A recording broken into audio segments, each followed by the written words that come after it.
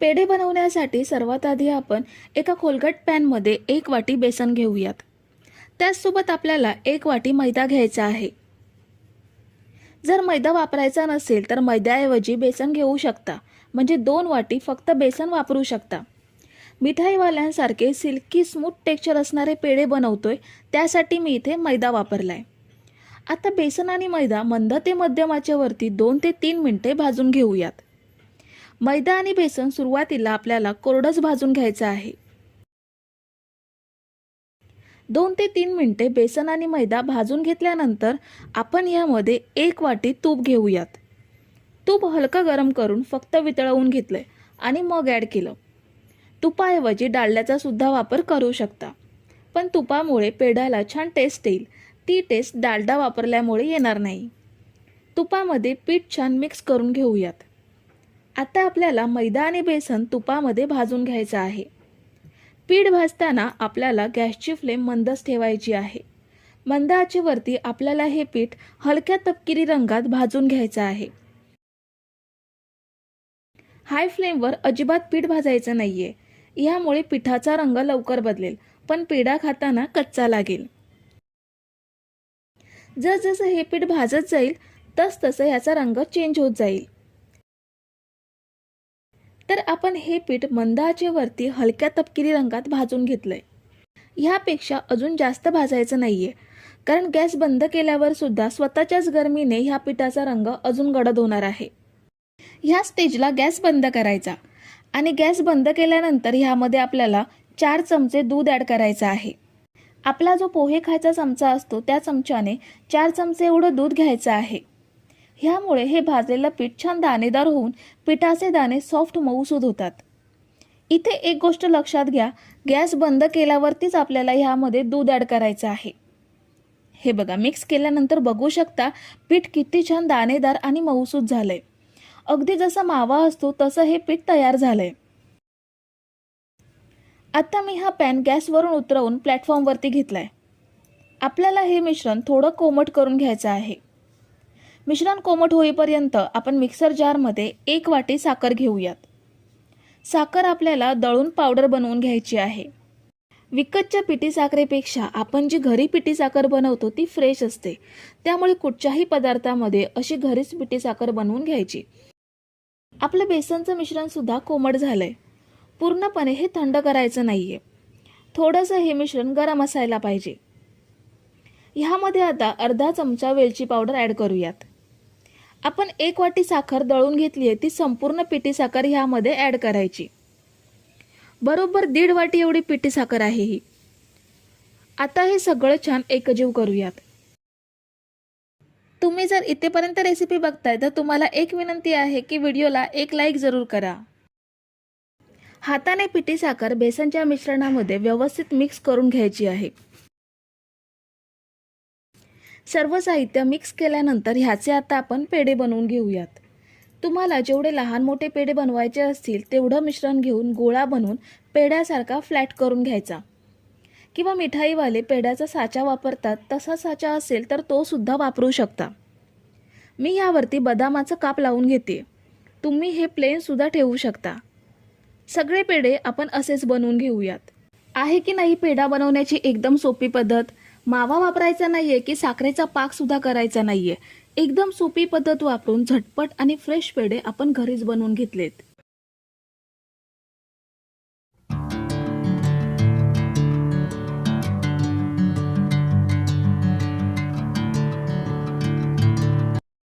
तर सर्वात आधी आपण एका खोलगट पॅनमध्ये 1 चमचा तूप घेऊयात. तुपाऐवजी तुम्ही तेलाचा सुद्धा वापर करू शकता, पण तूप वापरल्यामुळे गुलाबजामला खूप छान टेस्ट येते. तूप विरघळल्यावरती लगेच यामध्ये आपण 1.5 वाटी दूध घेणार आहोत. ह्यामध्ये तुम्ही गाईचं किंवा म्हशीचं जे अवेलेबल असेल ते दूध घेऊ शकता. दूध आपल्याला हलकं गरम करून घ्यायचं आहे. दुधाला अजिबात उकळी काढायची नाहीये. दुधामधून हलका धूर यायला लागला की ह्यामध्ये आपल्याला रवा ॲड करायचा आहे. इथे मी 1 वाटी साधा जाडा रवा घेतलाय. जो रवा आपण शिरा किंवा उपमा बनवण्यासाठी वापरतो तोच रवा आहे. बारीक रव्याचा सुद्धा तुम्ही वापर करू शकता. रवा दुधामध्ये छान मिक्स करून घेऊयात. तुम्ही बघू शकता रवा हळूहळू घट्ट होत चाललाय. आपल्याला हा रवा पूर्णपणे घट्ट करून घ्यायचा आहे. तर साधारण 1 मिनिटातच रवा पूर्णपणे घट्ट झालाय. एवढा हा रवा आपल्याला घट्ट करून घ्यायचा आहे. आता हा रवा एका भांड्यात काढून थंड करून घेऊयात. रवा थंड होईपर्यंत आपण साखरेचा पाक बनवून घेणार आहोत. कढईमध्ये 2 वाटी साखर घ्यायची आहे आणि त्याच सेम वाटीने 3 वाटी पाणी घेऊयात. साखर आपल्याला पूर्णपणे विरघळून घ्यायची आहे. साखर विरघळल्यावरती ह्यामध्ये आपल्याला वेलची ॲड करायच्या आहेत. इथे मी 4 ते 5 वेलची अशा अख्ख्याच ॲड करते. वेलचीची थोडीशी साल काढून घ्यायची, म्हणजे वेलचीचा फ्लेवर पाकामध्ये चांगला उतरेल. थोड्याशा केसरच्या काड्या ॲड करते. ह्यामुळे गुलाबजामला रंग खूप छान येईल. केसर वापरणं पूर्णपणे ऑप्शनल आहे. असेल तर वापरू शकता किंवा नाही वापरला तरीही चालेल. आता या साखरेच्या पाण्याला आपण उकळी काढून घेऊयात. साखरेच्या पाण्याला उकळी आल्यानंतर आपल्याला हे साखरेचं पाणी अजून 3 ते 4 मिनिटे शिजवून घ्यायचं आहे. साखरेचं पाणी आपल्याला खूप दाटसर करून घ्यायचं नाहीये, कारण ते गुलाबजाममध्ये लवकर मुरलं पाहिजे, म्हणून थोडंसंच दाटसर करून घेऊयात. साखरेचं पाणी ह्या पद्धतीने चेक करायचं. हाताला चिकट लागेल एवढंच घट्ट करून घ्यायचं. साखरेचा पाक आपला तयार आहे. गॅस बंद करूयात आणि हा बाजूला ठेवूयात. इकडे साखरेचा पाक बनवेपर्यंत रवा सुद्धा चांगला थंड झालाय. आता हा रवा आपल्याला चांगला मळून घ्यायचा आहे. आपण दुधाचं परफेक्ट प्रमाण घेतलंय, ह्यामुळे रवा अगदी सहज मळला जातो. ह्यामध्ये आपल्याला अजिबात दूध किंवा पाणी वापरायचं नाहीये. हाताच्या उष्णतेमुळे रवा मऊ होऊन अगदी सहज रवा मळला जातो. पण जर तुमचा रवा खूपच कोरडा झाला असेल तर थोडंसं दूध गरम करून ते दूध थोडं थोडं घालून रवा मळून घेऊ शकता. रवा आपल्याला साधारण 5 मिनिटे चांगला मळून घ्यायचा आहे. रवा चांगला मळून घेतला तर गुलाबजामला अजिबात भेगा जाणार नाहीत. सगळीकडून एकसारखे गुलाबजाम तयार होतील. तर हे बघा, रवा मी अगदी छान मऊसूद मळून घेतलाय. जसं आपलं चपातीचं पीठ असतं सेम तसाच मऊसर मळला गेलाय. आता याचे आपण गुलाबजाम बनवून घेऊयात. आपल्या नेहमीच्या साईजपेक्षा मी थोडेसे मोठे गुलाबजाम बनवून घेते. तुम्ही तुमच्या आवडीनुसार लहान मोठ्या आकारात गुलाबजाम बनवून घेऊ शकता. हा बघा किती सुंदर गुलाबजाम तयार झालाय. कुठेही याला क्रॅक्स पडले नाहीयेत. सगळीकडून एकसारखा गुलाबजाम तयार झालाय. गुलाबजामला भेगा जात असतील तर रवा पुन्हा मळून गुलाबजाम बनवून घ्यायचे. हाताला तूप किंवा तेल लावून घेतलं की अगदी छान गुलाबजाम वळले जातात. याच पद्धतीने आपण गुलाबजाम वळून घेऊयात. तर हे बघा, मी सगळे गुलाबजाम तयार करून घेतलेत. खूप सुंदर दिसत आहेत. 1 वाटी रव्यामध्ये मी मोठ्या साईजचे 17 गुलाबजाम बनवून घेतलेत. तुम्ही जर लहान आकारात बनवलात तर 20 पेक्षा जास्त गुलाबजाम तयार होतील. आता हे आपण तळून घेऊयात. गुलाबजाम तळण्यासाठी मी असा खोलगट पॅनमध्ये तेल घेतलंय. ह्यामध्ये आपण गुलाबजाम सोडूयात. हे गुलाबजाम आपल्याला मंद ते मध्यम आचेवरती तळून घ्यायचे आहेत. फास्ट गॅसवरती तळू नका, कारण फास्ट गॅसवरती यांना रंग तर लवकर येईल पण आतून कच्चे राहतील.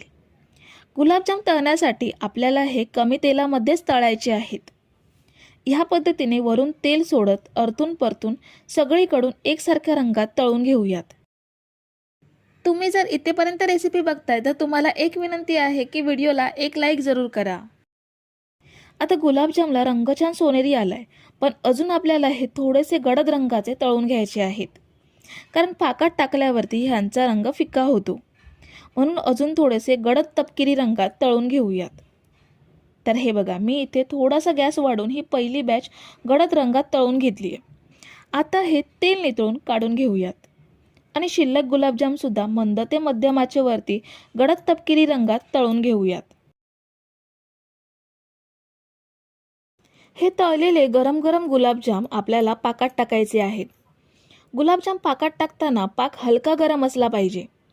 खूप जास्त कडकडीत नको, पण हलका गरम असला पाहिजे, म्हणजे पाक लवकर गुलाबजाममध्ये मुरेल. दुसरी बॅच तळून होईपर्यंत आपण ह्यावर झाकण ठेवूयात. दुसऱ्या बॅचचे गुलाबजाम सुद्धा आपण गडद तपकिरी रंगात तळून घेतलेत. ते निथून पॅनमधून बाहेर काढूयात. दुसरी बॅच तळेपर्यंत पहिल्या बॅचचे गुलाबजाम बऱ्याच प्रमाणात पाकात मुरलेत. दुसरी बॅच आपण ह्यामध्ये ॲड करूयात आणि हे आपल्याला 1 तासभर पाकात मुरवून घ्यायचे आहेत. तर हे बघा, अर्ध्या तासातच गुलाबजाम बऱ्यापैकी पाकात मुरलेत. पहिल्यापेक्षा पाक सुद्धा कमी झालाय आणि गुलाबजाम सुद्धा टम्म फुललेत. अजून अर्धा तास असेच ठेवले की हे छान रसरशीत होतील. मी तुम्हाला गुलाबजाम तोडून दाखवते. हे बघा किती छान मऊसूत दिसत आहेत ते. अगदी ओठाने तोडाल एवढे हे छान मऊसूत झालेत. गुलाबजामचा प्रेमिक्स नको, दूध पावडर नको, मैदा वापरला नाही तरी सुद्धा आपण मऊसूत रसाळ गुलाबजाम फक्त 1 वाटी रव्यामध्ये बनवून घेतलेत.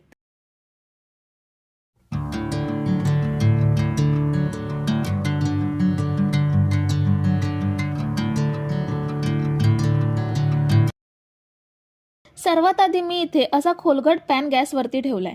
त्यामध्ये 1 वाटी तूप घेऊयात. तुपाऐवजी डाळल्याचा सुद्धा वापर करू शकता. सगळं साहित्य आपण एकाच वाटीने घेणार आहोत. जर कपाने साहित्य घेणार असाल तर सगळं साहित्य कप मेजरमेंटनेच घ्यायचं आहे. ज्या वाटीने तूप घेतलंय त्याच वाटीने 2 वाटी मैदा घेऊयात. मैदा आपल्याला तुपामध्ये छान भाजून घ्यायचा आहे. मैदा भाजताना आपल्याला अजिबात घाई करायची नाहीये. पूर्णपणे मंद आचेवरतीच हा मैदा आपण भाजून घेऊयात. बेसन बर्फीसाठी आपण बेसन भाजून घेतो, अगदी सेम तसंच आपल्याला मैदा सुद्धा भाजून घ्यायचा आहे. सुरुवातीला मैदा तूप शोषून घेतो म्हणून घट्ट वाटतो, पण नंतर हे मिश्रण पातळ होतं. तर आता साधारण 10 ते 12 मिनिटं झालीत. बघू शकता मिश्रण पातळ झालंय, पण अजून आपल्याला हे 5 मिनिटं मंद आचेवरती भाजून घ्यायचं आहे. तर आता साधारण 15 ते 16 मिनिटं झालीत. मैद्याचा रंग सुद्धा हलका चेंज झालाय. ह्यापेक्षा अजून मैदा भाजायचा नाहीये, नाहीतर बर्फीचा रंग पांढरा राहणार नाही.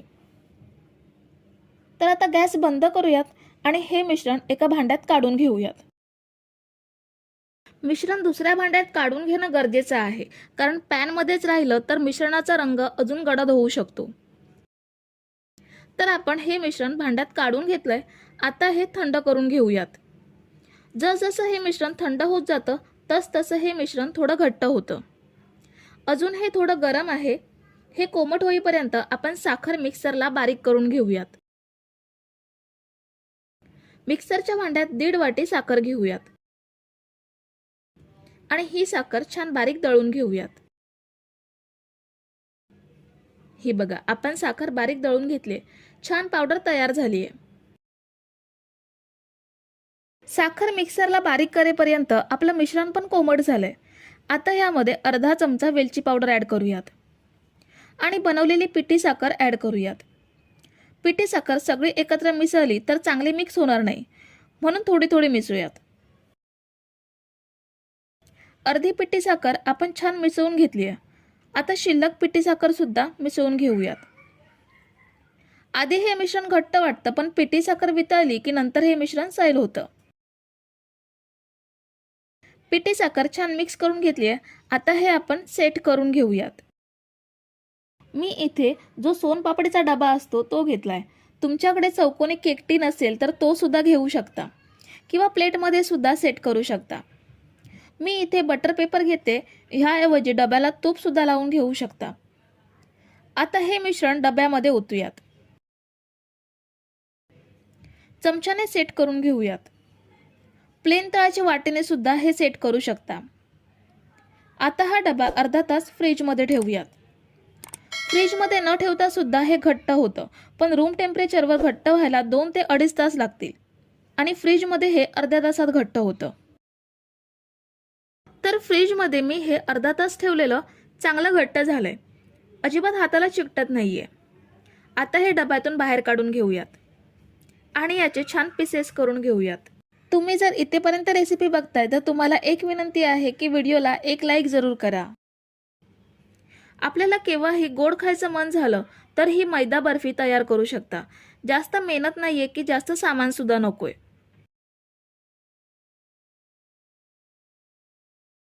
ही बघा किती मस्त बर्फी तयार झाली आहे.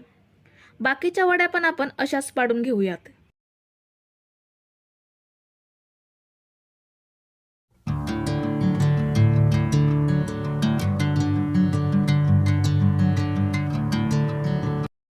सर्वात आधी आपण एका मिक्सिंग बाउलमध्ये 2 कप एवढं बेसन घेऊयात. हे रेडीमेड बेसन मी इथे वापरते. कुठलंही डाळ वगैरे भाजून तयार केलेलं नाहीये, तर दुकानातून रेडीमेड बेसन घेतलंय तेच मी इथे वापरते. बर्फी खाताना ती प्लेन पिठासारखी लागू नये, दाणेदार लागली पाहिजे तर खायला मजा येते. म्हणून आपण या पिठाला दाणेदार बनवणार आहोत. त्यासाठी या पिठामध्ये 5 चमचे तूप घेऊयात. तूप गरम करून पातळ करून घ्यायचं आहे. जास्त गरम नसेल तरीही चालेल. फक्त घट्ट तूप वापरायचं नाहीये, तर ते पातळ असलं पाहिजे. किंवा डालडा वापरणार असाल तर ते वितळून मग ऍड करा. आता 5 चमचे दूध घ्यायचं आहे. गरम करून थंड केलेलं गाईचं किंवा म्हशीचं दूध तुम्ही इथे वापरू शकता. जेवढं तूप घेतलं तेवढंच दूध घेतलंय, म्हणजे 5 चमचे तूप आणि 5 चमचे दूध. आता तूप आणि दूध पिठाला चोळून घ्यायचं आहे. जसं आपण पिठामध्ये मोहन टाकून पिठाला चोळून घेतो तसं इथे सुद्धा सर्व पीठ मिक्स करून घेऊयात. हे बघा, 4 ते 5 मिनिटे दूध आणि तूप पिठाला चोळून घेतल्यावर पीठ मस्त दाणेदार झालंय, पण काही मोठे गट्टे सुद्धा आहेत. तर आपण या पिठाला चाळणीमधून चाळून घेऊयात, म्हणजे सगळं पीठ सारख्या मापात आपल्याला मिळेल. हे बघा, मी इथे गाळण घेतले. ह्यामध्ये मिक्स केलेलं पीठ घेऊयात आणि चाळून घेऊयात. चाळताना एक गोष्ट लक्षात घ्यायची आहे, ती म्हणजे पीठ हे दाणेदार झाले, त्यामुळे चाळणीतून सहज खाली पडणार नाही. त्यामुळे त्याला चमच्याने किंवा हाताने प्रेस करून चाळणीतून काढून घ्यायचं आहे. ह्यामुळे सगळं पीठ आपल्याला समान दाणेदार मिळेल. हे बघा, सगळं पीठ मी चाळून घेतलंय. छान पीठ एकसारखं चाळलं गेलंय. आता पुढची स्टेप बघूयात. आता गॅसवरती कढई ठेवली आहे. त्यामध्ये अर्धा कप एवढं तूप घेऊयात. तुपाऐवजी तुम्ही डाळण्याचा सुद्धा इथे वापर करू शकता. ज्या मापाने पीठ घेतलंय त्याच मापाने अर्धा कप एवढं तूप घेतलंय. आता अर्ध्या मिनिटात तूप विरघळलंय. गॅसची फ्लेम पूर्णपणे स्लोच ठेवायची आहे आणि पीठ भाजून घ्यायचं आहे. आता जे पीठ चाळून घेतले ते ह्यामध्ये ऍड करूयात. आता चमच्याने पीठ तुपामध्ये मिक्स करूयात. हे बघा, पिठाने सगळं तूप शोषून घेतलंय. आता जसजसं हे मिश्रण गरम होईल तसं मिश्रण पातळ होऊ लागेल, म्हणजे पीठ तूप बाहेर सोडू लागेल. तुम्हाला जर मिश्रण कोरडं वाटत असेल तर अजून 1 ते 2 चमचे तुपाचा वापर करू शकता. हे बघा, 7 ते 8 मिनिटांनी मिश्रण पातळ झालंय. आपल्याला शेवटपर्यंत गॅस स्लोच ठेवायचा आहे. कुठेही फ्लेम वाढवायची नाहीये. मंद आचेवरतीच बेसन भाजून घ्यायचं आहे. जर गॅसची फ्लेम फास्ट केली तर बेसन करपेल किंवा ब्राऊन दिसेल, पण खाताना कच्चं लागेल. तर मंद आचेवरतीच आपल्याला बेसन ब्राऊन कलर येईपर्यंत भाजायचं आहे. त्यामुळे बेसनचा जो खमंगपणा आहे तो बर्फी खाताना प्रत्येक बाईटमध्ये खूप छान लागतो. तर 20 मिनिटे मंद आचेवरती भाजल्यावर बघू शकता मिश्रण पातळ सुद्धा झालंय आणि रंग सुद्धा खूप चेंज झालाय. मस्त तपकिरी रंग आलाय. आता ह्यामध्ये 1 चमचा वेलची पावडर ऍड करायची आहे. जायफळ पावडरचा सुद्धा तुम्ही इथे वापर करू शकता. वेलची पावडर मिक्स करून झाल्यावर ह्यामध्ये पाव कप एवढं दूध घेऊयात. दूध ह्यामध्ये मिक्स करूयात. दूध घातल्यावर मिश्रण एकत्र येईल. मस्त मऊसूद दाणेदार मिश्रण तयार झालंय. आता फक्त अर्धा मिनिट हे ढवळून घेऊयात. अर्धा मिनिट ढवळून घेतल्यावरती गॅसची फ्लेम बंद करूयात आणि मिश्रण दुसऱ्या भांड्यामध्ये ट्रान्सफर करूयात. आता पुन्हा आपण कढईमध्ये 1 कप साखर घेऊयात. बेसन 2 कप घेतलंय, त्याच्या निम्मे 1 कप एवढी साखर घ्यायची आहे आणि साखरेच्या निम्मे म्हणजेच अर्धा कप एवढं पाणी घेऊयात. आता आपल्याला साखर वितळून पाक तयार करून घ्यायचा आहे. मीडियम टू हाय फ्लेमवरती साखर वितळून घट्टसर पाक तयार करून घेऊयात. 8 ते 9 मिनिटे हाय फ्लेमवरती घट्ट पाक तयार करून घेतलाय. पाक बरोबर झालाय का ते पाहण्यासाठी चमच्यावर मिश्रण घ्यायचं आणि हाताच्या दोन्ही बोटांनी अशी लांब तार निघाली म्हणजे आपला पाक अगदी बरोबर झालाय. आता ह्यामध्ये बेसन तूप दुधाचं मिश्रण ऍड करूयात आणि पाकासोबत एकजीव करून घेऊयात. नॉनस्टॉप ढवळायचं म्हणजे बेसन साखरेच्या पाकामध्ये विरघळून पाकासोबत एकजीव होईल. मिक्स करून 2 मिनिटे ढवळून घ्यायचं. असं मिश्रण घट्ट होईल आणि कढईपासून वेगळं होऊन गोळा तयार होईल. आता आपल्याला गॅस पूर्णपणे बंद करायचा आहे आणि हे आता एका प्लेटमध्ये ट्रान्सफर करूयात. मी इथे चौकोनी प्लेट घेतली आहे, त्याला तूप लावून घेतले. तुम्ही डालड्याचा सुद्धा वापर करू शकता, फक्त तेल वापरायचं नाहीये. चौकोनी प्लेट नसेल तर आपल्याकडे जे जेवणाचं ताट असतं त्याला तूप लावून त्यामध्ये मिश्रण सेट केलं तरीही चालेल. अगदी आपण नारळाच्या वड्या जशा प्लेटमध्ये सेट करतो तसंच चमच्याने किंवा वाटीच्या तळाने प्रेस करून हे एका लेवल करायचं आहे. मी इथे मिश्रण सेट करून घेतले. त्यावरती मी बदामाचे तुकडे उभे कट करून घेतले, ते पसरवले आणि त्याला वरून दाबून ते मिश्रणामध्ये घट्ट बसवायचे आहेत. तुम्ही तुमच्या आवडीनुसार ड्रायफ्रूटचा वापर करू शकता. आता हे रूम टेम्परेचरवर 2 ते 3 तास थंड करून ह्याच्या वड्या पाडून घेऊयात. मी इथे चौकोनी आकारात कट करते. तुम्ही आवडीनुसार लहान मोठ्या आकारात कट करू शकता किंवा काजू कतलीच्या आकारात सुद्धा कट करू शकता. हे बघा सगळे पीसेस कट करून झालेत. एक पीस मी तुम्हाला तोडून दाखवते. किती मस्त स्मूथ दाणेदार बर्फी तयार झाली आहे ते. हे बघा खूप मस्त बनली आहे. अगदी तोंडात विरघळणारी मऊसूत दाणेदार बर्फी तयार झाली आहे.